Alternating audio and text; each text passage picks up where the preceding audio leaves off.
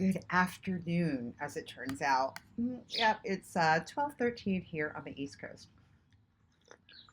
I slept in today. Happy Memorial Day. Again, grateful for the service of for it's Memorial Day here in the United States. Yeah, thank you to my dad. Thank you to my dad. He's a Vietnam veteran. You know, there's a lot. Ooh, sorry about that. A lot of, we have a lot of feelings about that, right? But I think regardless of how we personally feel, um, to me, we're thanking people for being of service, whatever that might mean, and to be of service to be of service in general is quite a concept, and yeah, it's quite a concept. So regardless of the details of how we feel about military actions and things like that, what does being of service mean to you? Explore that.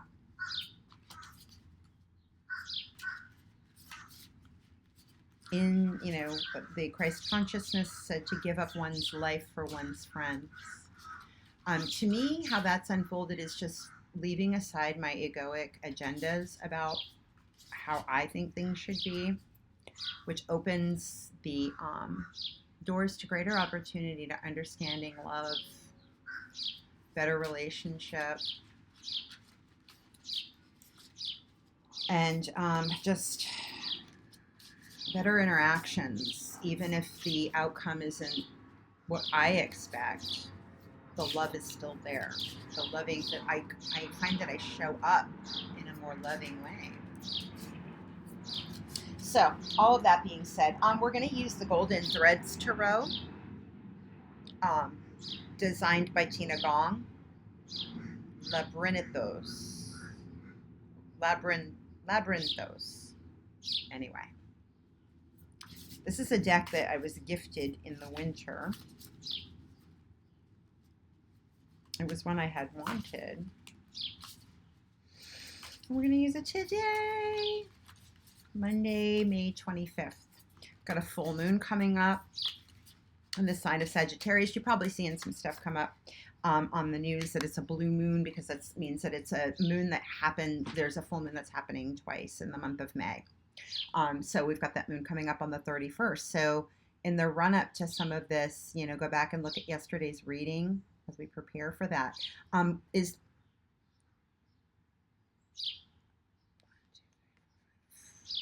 Seven of Wands. Seven of Wands. Ooh. We've talked about this one in the past. The Seven of Wands can be a card where, after the Six of Wands and that kind of victorious, everybody's kind of giving us adulation. I remember we had that Ten of Swords in yesterday's reading, kind of showing us that maybe some of our thought processes were outdated, need to be updated, that they're already being updated for us. We were supported by a lot of kings in there. We had the King of Wands yesterday. Today it's the Seven. With the help of Spirit, we can stay true. See, there's a shield here, so we might feel like we need to kind of shield ourselves in order to engage with Spirit, to understand more about the way we take action. Actually, I had a conversation with somebody earlier about how I used to interpret my dreams in a really fearful way and then act on them, but the dreams were actually only pointing to something maybe that I was shielding and that was becoming now unshielded. But if I sit and I do my practices, meditation, yoga, walk in nature, sit and take some time to consider, engage with divine higher wisdom, my divine higher wisdom, what are my higher ideals? When we take that time, when we kind of shield ourselves and sit back a little bit, the actions that we take are more in line with who we want to be and how we want to show up.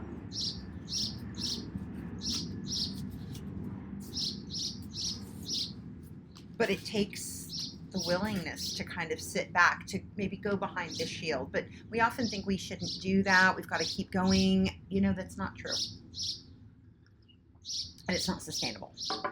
So what are the sustainable things that we need to do to engage with spirit so that the way that we engage with everything around us? I found like some weird ways I was engaging with my cats. Like, well, that's not the loving way, because swans are about the things that we like, pursuing the things that we love, that we are passionate about.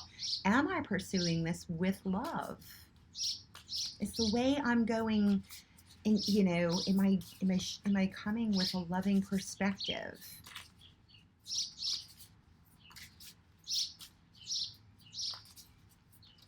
And that does mean letting.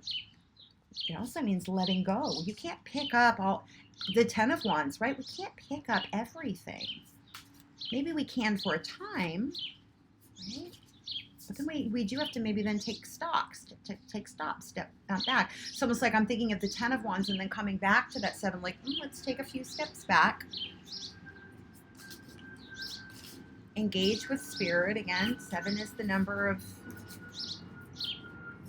spirit, higher wisdom, our own divinity. Like, how do, just when we do take a step back, we are at that 30,000 foot view. And we're able to kind of look at things without like getting all like emotionally entangled with our own selves about it, or about how we think other people are going to think or whatever. It's just it's a more compassionate look. So then we have the Page of Cups. Look at how cute this little guy is in this deck. This deck's kind of interesting the way it comes on the camera. Oh, there we go. Page of Cups. So Page of Cups is going to be, look at the little fish coming out of there. Hey, look at me. There's fish in here. There's abundance, even in a little cup. There's a lot that a little cup can tell us. The cups are the suit of emotion, intuition, taking the time. And so when the Page of Cups shows up, he's, bringing information on, emotional opportunity and opportunity for emotional growth. That's what I'm getting right now. But like I said, abundance in that cup. There's opportunity for emotional growth. Even in this little cup, there's like, wow, I didn't know how deep this cup was. And, and so, but this is only a page. Again, it's not we don't need to take action. We need to maybe shield ourselves a little bit to take the time to sit with that cup. We don't need to gulp the whole thing down in one go. Then we're going to choke. And then we're going to be distressed. And, you see where that goes, right? He's just bringing information. So there's an air element to the Page of Cups, right? Bringing in information, bringing messages. So that invites us to kind of, sit back, add the air element to the watery feelings, and then about what we want to be creative about. Because this is a card of like, doing the actions of creation. This is things about like, what actually sparks me emotionally that I want to continue working on and investing my emotions, my feelings, myself into the creation of. This is like thinking, kind of feeling through it. Taking the time, taking the messages in, but we can't just, because then we're going to it's just going to pass right through us too. Not really, we want to be able to take the time to see what that little fish is telling me. What is that little fish saying?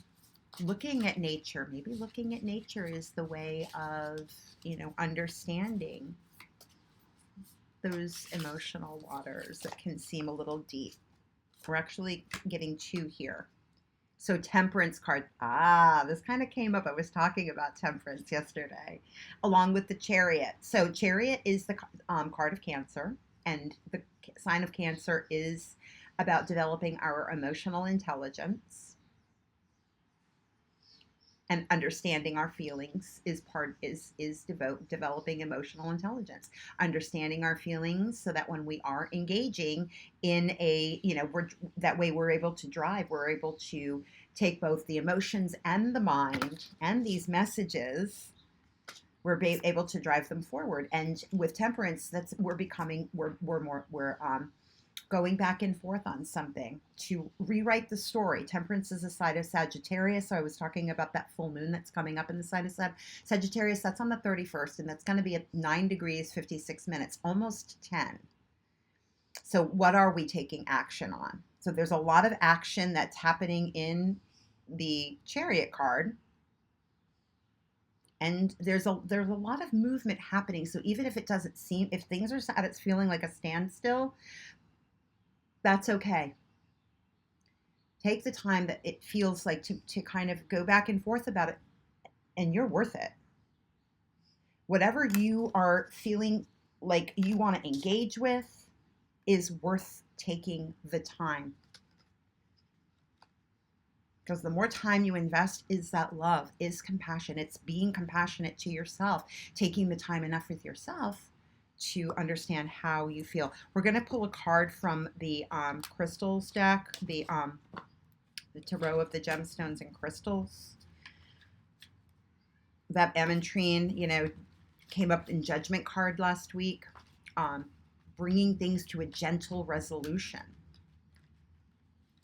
Doesn't that sound nice? As opposed to like kind of maybe the way we were going about it before, which was sort of pell-mell and, letting things explode. So having those Ten of Swords moments, like in yesterday's reading, but coming to it with a King of Wands skill, an Emperor skill, you taking that Jupiterian. Jupiter is in the sign of Cancer, by the way, still. I forget what degree it's at, though. I didn't look at that this morning.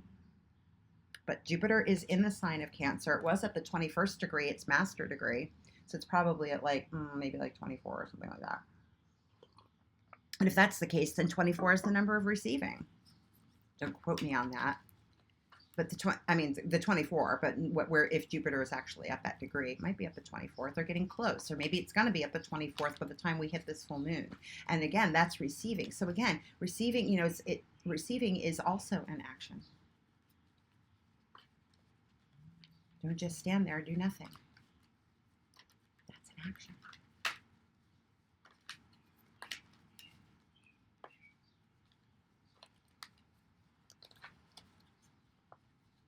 The 4 and the 2 nets to a 6, so that's the number of receiving. But again, 2 is in there, right? There's a bunch of 2s. 2, 2, 2. 8 of coins. So, yeah, this is kind of taking the time to look at what you're doing, and 8 of coins is about taking what you're doing. If you've been working at something for a while, this can be that point where do I maintain my commitment? 8 is that number of commitment. Do I want to maintain my commitment? Do I want to maintain my engagement? I've been working at this a long time. I'm kind of feeling worn out, but it can be that dark before the dawn, right? Or have I worked at this enough and now I feel like it's good? Looking up the Spinel. I will tell you what that means. Spinel stimulates the faculty of imagination, creativity, and willpower. We learn to accept ourselves as we are and dare to tackle new challenges. Working with this stone, we will become more knowing and more purposeful. So combining that with that Jupiter, we become much more understanding of what the situation requires of us. We can make some really good decisions from there. Take a screenshot of this stone or look it up yourself and get some images on the internet. I'm going to leave it at that. I love you. This reading will be on YouTube, Instagram, and Facebook. It's a collective reading for the collective, but if you want your own private reading, I'm happy to do it for you.